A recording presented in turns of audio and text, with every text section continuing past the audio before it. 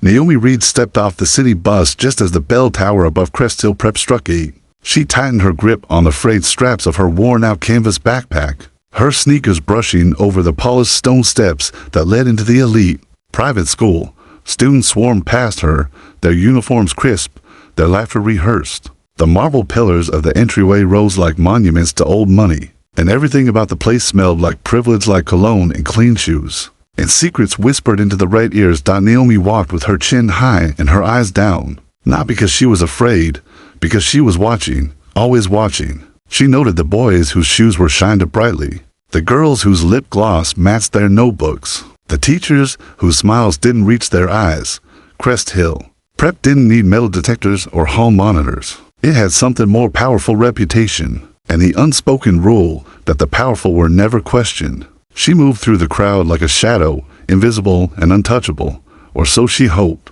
"Who's the charity case?" the voice came from just behind her. Savannah Blake, crowned queen of Cresthill since freshman year, leaned against her locker like she owned the air around it, tall, blonde, and lethal. Savannah's gaze could slice open a secret with a blink. Beside her stood a boy with too much swagger and a little empathy: Austin Price, star of the lacrosse team, teeth to white, fists to quick, and flanking them was Levi Chan. Phone already out, camera already rolling, always looking for the next thing to post and roast. Naomi said nothing, just kept walking.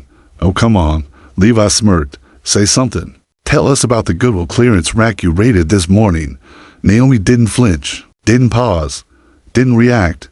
She slipped into her homeroom and took the back corner seat, head lowered, fingers resting lightly on the edge of her desk.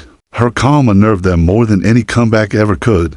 Through the morning, the whispers followed her. Names hissed behind hands. Teachers fumbling over how to pronounce Naomi Reed like it was a test they hadn't studied for. When she answered correctly in calculus, Mr. Haverford raised his eyebrows and said, "Well, guess we know she's got some brains." A few kids laughed. Naomi stared straight ahead. At lunch, she carried her tray with quiet precision, slipping through clusters of students like smoke. She reached the end of the cafeteria line and nearly dropped her tray when someone bumped her from behind. But without looking, she caught it perfectly, without spilling a drop. The lunch lady blinked. Fast reflexes, she muttered. Naomi nodded once and kept moving. She sat alone. Behind her, the trio watched. "She's boring," Savannah declared. "Boring and weird. She didn't even blink when I bumped her," Austin said. "Creepy. I bet she's hiding something," Levi whispered. "I'm gonna find out." In gym class, Naomi was placed on the sidelines, paired with a girl who ignored her the entire time. When dodgeball started, Austin launched a throw toward her that would have knocked her glasses clean off if she wore any. Naomi ducked without even looking. The ball hit the wall behind her with a loud smack. Coach didn't see it. Austin frowned. As she left gym that day, a janitor leaned on his mop and watched her go. "Your grandfather would be proud," he said. Under his breath, Naomi paused. She didn't turn around, didn't speak, but her eyes softened. In the afternoon, as students filed into English, a small, quiet boy tripped in the hallway, his books scattered across the floor. Savannah and Levi were there in seconds. "Hoops," Savannah said, stepping on one of his notebooks. "My bad." Levi laughed and pulled out his phone. "Say cheese, freshman." Naomi stood a few feet away, watching again. She clenched her fist at her sides, her chest tightened, but her feet didn't move. She said nothing. She did nothing. That night, in her tiny room in the back of a one-bedroom apartment, Naomi opened her closet and stared at the bundle tucked into the corner. The black fabric was wrapped carefully in layers of white linen, like something sacred. She reached for it, then stopped. "Not yet," she whispered, but inside her, something stirred. Guilt, and something deeper than guilt. Something that had waited too long to be unleashed. Naomi walked the halls of Cresthill Prep like she was walking through a storm no one else could feel. The walls whispered with judgment. The lockers clanged like warning bells. The air always seemed just a little colder when she passed, as if the very building rejected her presence. She wasn't surprised. Cresthill wasn't built for girls like her. It was built for legacies, for families whose names were etched on plaques and painted on gym walls. It was built for the Blakes, the Prices, the CHANS. Naomi Reed. She was just a name on a financial aid form, a name spoken to loudly during roll call, a name followed by smirks and eye rolls. But names didn't define her, not anymore. Each morning, she rose before the sun, while the city still slept. She stood barefoot on the cracked tiles of her tiny kitchen, eyes closed, body steady. Her breath slowed, her stance deepened, and then she moved, strike, block, shift, breathe. The same kata her grandfather had drilled into her since she was 5. Each movement was like a page from a story only she remembered. It was the one part of her that Cresthill couldn't touch, but lately, even that didn't feel like enough. It started with her locker. One morning, she found it hanging half open, her book soaked with some kind of juice, papers warped and curling. A note slipped between the pages. Read, maybe this school isn't for everyone. No name, just cruel handwriting in a tiny, smug smiley face at the end. Naomi said nothing. She cleaned it, restacked her things, and walked to class. Then came the whispers. Did you see what she wears? Do you think she's, like, dangerous? I heard she lives above a gas station. She never talks. Freaky, right? Naomi learned to breathe through them. Her grandfather had taught her that. Breathe through pain, through humiliation, through fear. But he'd also taught her something else, something she tried to forget. Even a silent warrior has a line.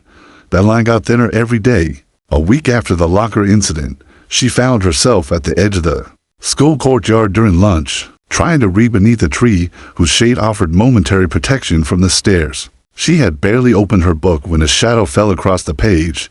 You always sit alone, Savannah said, arms folded, expression too sweet to trust. Her designer shoes didn't belong on the grass, but here she was, tracking mud like it was a power move. Makes people wonder. Naomi looked up, slowly. Wonder what? Well, Savannah smiled wider. Are you too good for everyone, or just awkward? Before Naomi could answer, Austin appeared beside her. He dropped into the grass like he owned it. Heard you've gotten into blood, he said, snorting. That true. Maybe she's one of those YouTube fighters, Levi added, arriving last, phone already recording. You know, the ones who pretend they know karate until they get punched in the face. The camera light blinked red. Naomi shut her book and stood up. Leave me alone. Come on, Savannah cooed. We're just getting to know you. Austin took a step closer. Too close, unless you're scared. Naomi didn't blink. Try me. His smile faltered, just for a second. But Levi's laugh broke the tension.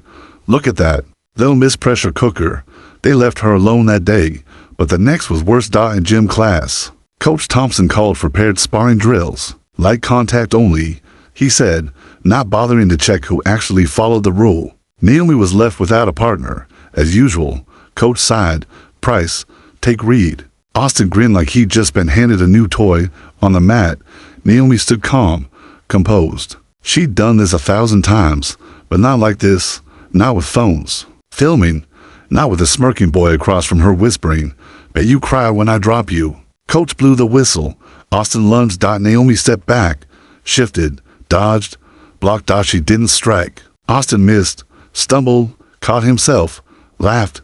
That all you got? Coach blew the whistle again. Next. But Austin didn't stop. He came in close, grabbed her wrist, harder than necessary, and yanked her forward. Not enough to injure, just enough to humiliate. Oops, he said, slipped. Naomi looked up at him. The fire behind her eyes barely contained. Coach didn't see it. Levi's camera did. That night, she paced the dojo floor barefoot, fist clenched, heart burning. I should have dropped him, she muttered. Her mother, standing in the kitchen doorway, shook her head. And what would that prove? That I'm not weak. You're not, and you don't have to prove it to them. But one day, they'll cross the line. And when they do, she paused, voice quiet but firm. Make sure they know exactly who you are. Naomi nodded, but inside her, a storm was brewing. They didn't know who they were playing with. But soon, very soon, they would. Monday arrived with cold wind and a warning sky. Dark clouds hung low over Cresthill Prep. But inside the school, the air buzzed with something heavier than rain. Something planned, something waiting. Naomi stepped into the building, her steps measured, face unreadable. She had felt it all weekend. Something shifting in the way people looked at her, something coiling in the shadows. Too many glances, too many hallway conversations that stopped the moment she approached. Eli, the only student who occasionally offered her a nod or quiet hello, passed her that morning with his head down. Even he wouldn't meet her eyes. She knew. They were planning. Something. It came during third period English. Ms. Dalloway was explaining thesis structure. Her words lost in a sea of tapping keyboards and half-listening students. Naomi kept her eyes on her notebook, quietly writing her essay draft by hand as she always did. When the projector screen flickered and went dark, the class stirred. That's odd. Ms. Dalloway muttered. Levi, can you check the connection? Levi stood. Sure, Ms. D. He moved to the teacher's laptop, fingers tapping rapidly. Suddenly, the projector came to life, but not with the lesson. Instead, it showed a paused video, a grainy frame of Naomi in the locker room, face tense, mid-change, clearly unaware she was being filmed. Gasps rippled through the room. What is this, Ms.? Dalloway asked sharply, stepping forward. Levi fumbled at the keyboard. I didn't mean to. It's not. Before the screen went black again, someone had already snatched a screenshot with their phone. Ho! A voice whispered behind Naomi. That's messed up. What's she hiding, Ms.? Dalloway shut down the projector, her voice shaking. Whoever did that will face disciplinary action. That was a serious violation. But the damage was already done. Naomi sat frozen. Not because she was embarrassed. Not even because she was afraid. But because she knew this was intentional. This was war. During lunch, the whispers became louder. Levi didn't sit with Savannah and Austin like usual. He was too busy playing defense online. Someone had clipped a section of the video and uploaded it under the title, "Who is Naomi Reed really?" In the comments, wild rumors exploded. Military family, ex-juvie, heard she attacked a kid at her last school. Naomi sat at her usual table in the corner, untouched food in front of her. She didn't eat, didn't blink, just stared straight ahead as the cafeteria pulsed with lies. Then Savannah appeared, flanked by Austin. You know, she said casually, resting manicured fingers on the edge of Naomi's table. If you just admit who you really are, maybe people would stop being so curious or afraid. Austin added, grinning. Naomi looked up, her voice flat. I don't owe you anything. Savannah leaned in. Maybe not, but the internet's about to take what you didn't give. Austin pulled out his phone and tapped the screen. Check this. A new video began playing, edited clips of Naomi, her face tense in class, flinching when someone slammed a locker, moving too fast. In gym drills, it had been stitched together to make her look dangerous, unhinged. One frame even included her picking up a broom in the janitor's closet, but it had been slowed down to look like she was gripping a weapon. Caption, does Cresthill have a problem? Naomi stared at the screen, her stomach twisted, not with fear, but with the betrayal of it. Every moment she tried to hold back, to fit in quietly, to not cause trouble, twisted, weaponized. She'd followed every rule, and they'd made her the villain anyway. Delete it, she said quietly. Or what? Austin mocked. You gonna go Karate Kid on us? A tray slammed onto the table beside them. It was Eli. This is messed up, he said, eyes locked on Austin. You filmed her without her consent. That's illegal. Relax, comic boy, Austin scoffed. It's public property. Cameras are everywhere. Can't take the heat. Don't play the game. Naomi stood, not fast, not dramatic, just steady. Eli, she said calmly, go sit down. He hesitated. You sure? Yes. She turned to Savannah. You had your fun. And then to Austin. I warned you once. Austin smirked. What? Are you gonna fight me in the lunchroom? Naomi stared at him, not blinking, not breathing, just watching. A hush fell over the nearby tables. She reached for her tray, lifted it with one hand, steady and smooth, then looked him in the eye. I won't fight you, she said, but if you touch me again, even once, I won't need to. For the first time since school started, Austin didn't know what to say. He stepped back. Savannah scoffed. Come on, she's bluffing. But Levi, watching from a few tables away, had seen something they hadn't. The calm, the balance, the stillness before a strike, and for the first time, he stopped recording. After school, Naomi found a note folded into her locker. No name, just 6 words scribbled in bold ink. They're planning something. Wednesday, be ready. She turned the note over. Nothing else, no signature. But someone was watching. And someone, finally, wanted her to fight back. Wednesday came dressed in sunlight, But Naomi knew better. She had felt it building like pressure behind her ribs since she'd read the note. Something about the air at Cresthill was different that morning. To rehearse the hallways were quieter. Students glanced at her, then quickly looked away. Some whispered. Some smiled a little too hard. A few avoided her entirely. Naomi could feel the setup coming before the first bell even rang. She walked to class like a soldier walking into a minefield. Every movement measured, every sound sharpened. She was listening, not with her ears, but with instinct. And second period history, Mr. Cranston asked her to stay behind after class. Naomi, he said, cleaning his glasses. Some students have raised concerns about your demeanor, that you seem tense, aggressive. Naomi's eyes didn't waver. I've done nothing. I'm not saying you have, he replied quickly. I'm just encouraging you to be mindful of how you carry yourself. Optics matter. Optics. She left without another word. The hallway already vibrating with anticipation. By lunch, the trap had been set. Students gathered in the courtyard unusually early, phones already in hand. Something was coming, and everyone knew it, except the teachers, who suddenly had somewhere else to be. Even Ms. Dalloway, who usually chaperoned lunch, was nowhere in sight. Eli was absent too. Naomi sat at her usual table. This time, she didn't eat. She waited. It was Austin who arrived first. He cut through the crowd with a grin so smug it could have been painted on. Behind him was Savannah, holding her phone sideways, already filming. Levi trailed a step behind, but his face was different now. Tighter, less sure. Afternoon. Silent storm, Austin said, stepping into Naomi's space. We missed you and Jim. What? Needed a break from the peasant games. Naomi didn't answer. See, Savannah added, circling the table. We've all just been wondering.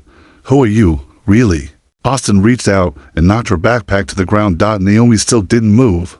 I mean, he continued, now stepping closer, you act like you're better than everyone. Like you got something no one else does. He grabbed her collar, not playfully, hard. Yanked it, just enough to tilt her forward. And right then, something clicked. The sound wasn't audible, but it was real. A moment Naomi had trained for her entire life. Not with anger, not with ego, but with ancestral precision. From 5 years old. Her grandfather had said it again and again. You never start the fight, Naomi, but you finish it the moment it begins. The collar in his fist. The phone circling like vultures. The laughter rising. And then, the shift. Naomi's eyes changed. Not rage, not fear. Clarity. The moment Austin blinked, she moved. The crowd didn't. See it happen in steps. They saw a blur, motion collapsing into form. Her hand snapped up, breaking the grip on her collar with a sharp twist of his wrist. Her foot swept in low, catching his ankle with perfect timing. The weight of his own movement took him down, and in the same breath, she pivoted, pinning him flat to the ground with a knee on his chest. A hold that stopped just short of pain. It happened in less than 3 seconds. Austin gasped, humiliated. Savannah stopped recording. Too late. Levi's mouth fell open, phone hanging useless at his side. Naomi leaned in. This, she said quietly, is who I really am. She stood, calmly, brushed off her uniform, picked up her backpack. The crowd, silent. Except for one freshman near the back, who whispered, she's a black belt.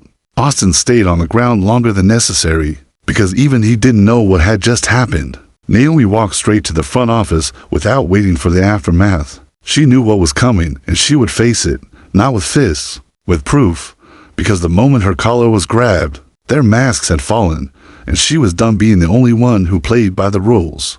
By the time Naomi reached the front office, her heart was calm, but the storm had already hit the rest of the school.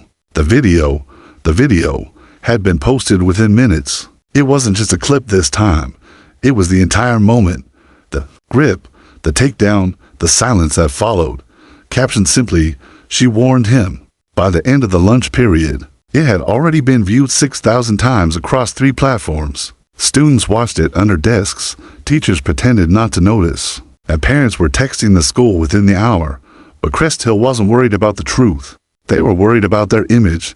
Naomi sat in a cold, windowless room near the administration office, waiting for the real fight to begin. When the door finally opened, Principal Tanner walked in with Vice Principal Marks and a woman Naomi didn't recognize, crisp, navy suit, sharp voice, face that looked like it had never smiled on purpose. Naomi Reed, the principal, began. We've reviewed the footage from today's incident. He didn't say attack. Not yet. But his tone said it for him. We're placing you on temporary suspension pending a disciplinary hearing. Vice Principal Marks added, voice cold, clipped. Students claim you used violent physical force.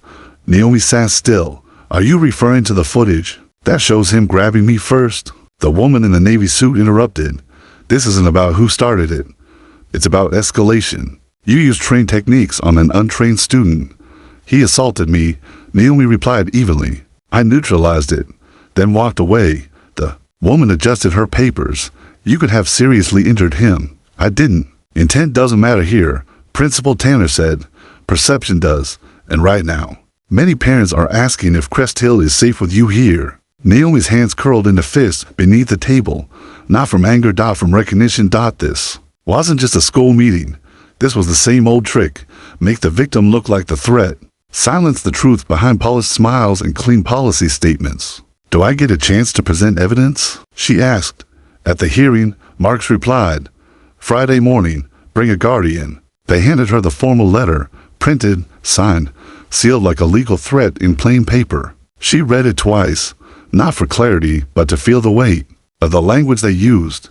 Disruptive force, reckless endangerment, physical aggression. Not once did the letter mention that Austin had grabbed her first. Not once did it use the word defense. As she walked out of the office, the front desk secretary wouldn't look her in the eye, as if acknowledging her presence might make the school complicit. Naomi didn't cry. Not when she passed the main hallway. Not when a group of students scattered as she approached. Not even when she saw her locker, now decorated with a bright orange temporary hold sticker across the door. But when she stepped outside, she found someone waiting on the steps. Eli. He held up his phone. You saw what they're saying, right? She nodded. Doesn't matter. They've already decided. No, he said, stepping beside her. They haven't. He handed her a small envelope. Inside was a USB drive. What is this? My backup camera feed. I filmed it from the side. Shows everything. And he glanced around, lowered his voice. Sophie sent me access to the school's internal security archive. Before they shut her out, I downloaded the raw footage. Naomi blinked. Wait, Sophie Parker. Yeah, he said. She used to hang with Savannah until they turned on her, too. Why are you helping me? Eli didn't flinch. Because you helped me just by standing up. He paused. Also because I'm tired of pretending this place is fair. Naomi looked down at the USB drive in her hand, feeling something she hadn't in days. Wait, real evidence, not edited clips, not whispers, not perception, facts. We go public, Eli said. Before Friday, we let people see what they did. Naomi thought of her grandfather's voice. You don't fight with noise, you fight with clarity. We go public, she echoed. The next morning, the full footage appeared online, anonymously. Both angles, school hallway, courtyard, Austin's hand on her collar, the crowd's laughter, the takedown, the release, and her walking away without another word. No music, no captions, just truth. Within hours, it hit 50,000 views. By nightfall, it hit national accounts, self-defense advocates, martial arts pages, even civil rights blogs. The caption that trended wasn't the school's. It was hashtag she defended. But even as the world watched in awe, Cresthill circled the wagons. A new email went out to parents from the principal, warning of viral misinformation. Austin's father threatened legal action, and students were told not to engage on social media regarding school events. That night, a car pulled up to Naomi's apartment building. A woman stepped out. Dark blazer, silver earrings, eyes that missed nothing. Naomi Reed, she asked. I'm attorney Diane Rosen.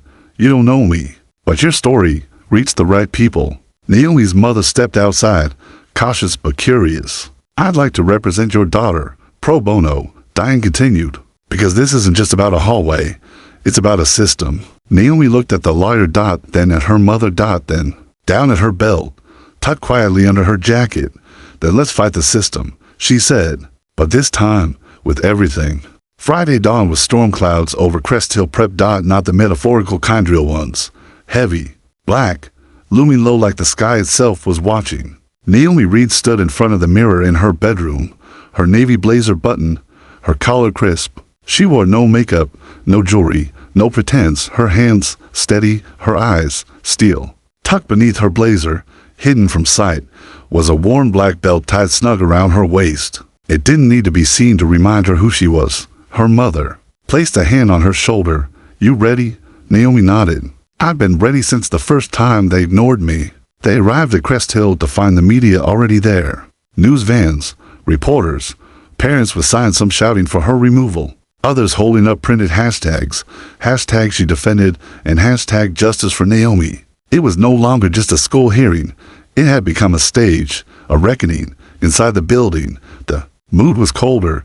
Teachers whispered behind closed doors. Students peered from classroom windows. And in the center office wing, behind a long wooden table, sat the disciplinary board, Principal Tanner, Vice Principal Marks to teachers, and 3 school trustees. Austin sat to the left, his arm in a theatrical sling, face pale but smug. Beside him sat his father, a man with a designer suit and a look like he was used to buying his way out of consequences. Naomi took her seat on the right. Next to her, Attorney Diane Rosen. Sharp as a blade, the hearing began. Principal Tanner started with the school statement, bland, technical, filled with phrases like zero tolerance, student safety, and disruption of learning environment.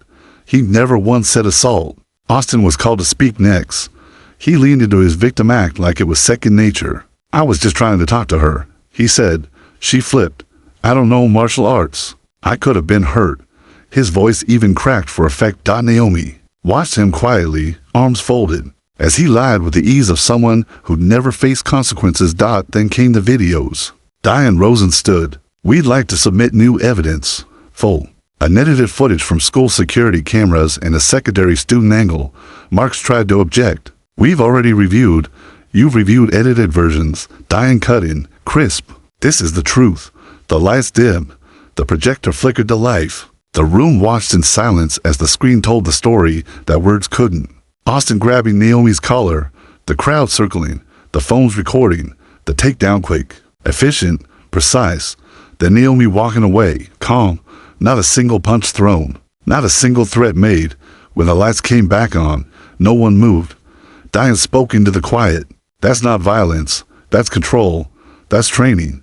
That's restraint." "And what about the previous footage?" She continued. "The edited video released last week, the one that smeared her name, mocked her movements, and painted her as dangerous?" She pulled up the second file. The room watched again. Naomi standing silently in class while others whispered, flinching when a locker was slammed behind her, sitting alone in the cafeteria as food was tossed near her table. Those clips were manipulated, Diane said. This is who Naomi Reed is, a student who endured relentless harassment for weeks without retaliation, until she was physically assaulted, and still, she chose the most controlled response possible. A long silence. Then, Principal Tanner cleared his throat. "We will deliberate privately and return with our decision." But Diane raised her hand. "Not so fast. There's more." She held up a printed copy of an email thread highlighted and stamped. "This," she said, "is an internal conversation between school leadership and Mr. Price, Austin's father, discussing damage control before this hearing ever happened." She read aloud, "If we can contain the narrative early, the board may support a temporary suspension rather than escalation. We don't want the donor families panicking." Gasps around the room. "So this isn't just about bias," Diane said. "This is about protecting money over students." She turned to Naomi. "Would you like to speak now?" Naomi stood. The room watched. She didn't shout, didn't cry. Her voice was low, even, the kind of strength that didn't need to prove itself. "I came to Cresthill to learn," she began, "and I did, but not what I expected. I learned that silence doesn't keep you safe, that people will call you angry just because you don't smile while being disrespected, that some schools would rather protect bullies than admit they failed." She looked directly at the board. "But I also learned that when you carry truth with you, it walks taller than lies." A pause. "I didn't want this fight, but I won't back down from it either." The board called for recess. Naomi stepped outside the hearing room and found a wall of students waiting, not with protest signs, with silence, respectful, solid, unmoving. Dozens of them. Eli was there. Sophie. Even Bianca, Savannah's former second in command, now stood with arms crossed, refusing to look away. They had seen the truth, and once seen, It couldn't be unseen. 30 minutes later, the decision was read. No suspension, no expulsion. All disciplinary action dropped. Principal Tanner's resignation was pending. Vice Principal Marks would be placed on leave. Austin's father stormed out, but Naomi didn't smile. She didn't need to. Victory wasn't about gloating. It was about surviving, about walking through fire and coming out the other side with your head high and your truth intact. A week later, Cresthill launched its first ever student-led equity council. Naomi was named chair, not because she asked, but because no one else could lead her like her. And on Saturday morning, she unlocked the doors of an old brick building her grandfather once trained in. Dozens of kids, scared, strong, overlooked, walked in, and Naomi, in her G and black belt, bowed to each of them. This, she told them, isn't about fighting. It's about never being afraid again. Because they didn't just grab her collar. They pulled the thread that unraveled everything they thought they controlled. And Naomi Reed, she became the storm they never saw coming. The silent one, the unstoppable one, the one who stood alone until everyone stood with her.